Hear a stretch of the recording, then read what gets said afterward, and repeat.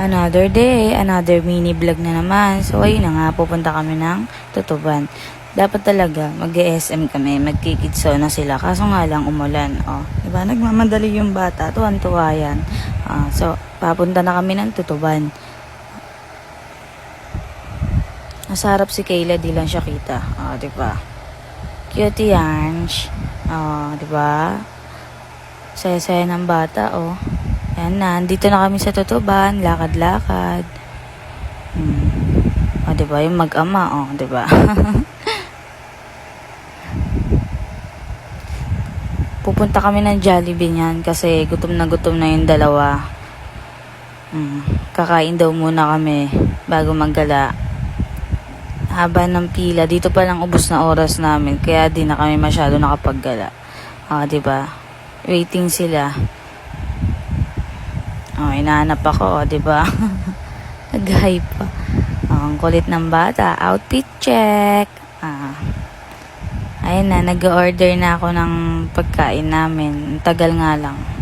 Sineserve na nila. Kaso yung manok pa lang na-serve dyan. To follow pa yung spaghetti tsaka yung iba pa. Tuwa ang bata. Diba? Nanonood pa. Galing talaga.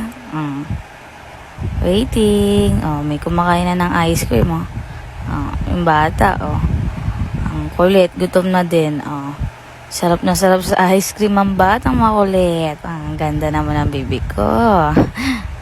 Kumakain na ang bunsoy. Sarap na sarap sa kanin.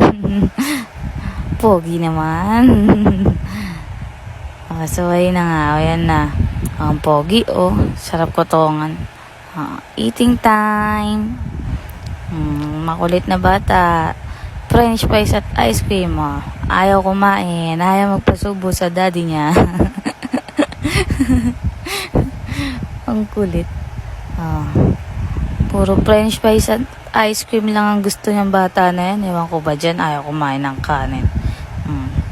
Kain yan. Vlog yarn.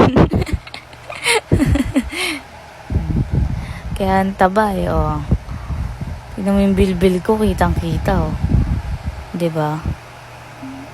Spaghetti yarns.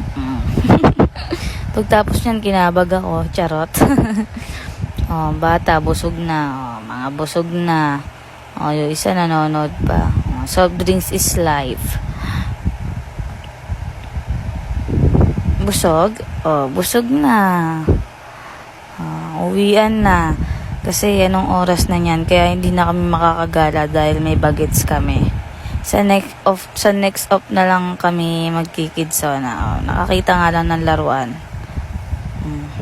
Diba? Namimili pa siya Let me think first daw, sabi.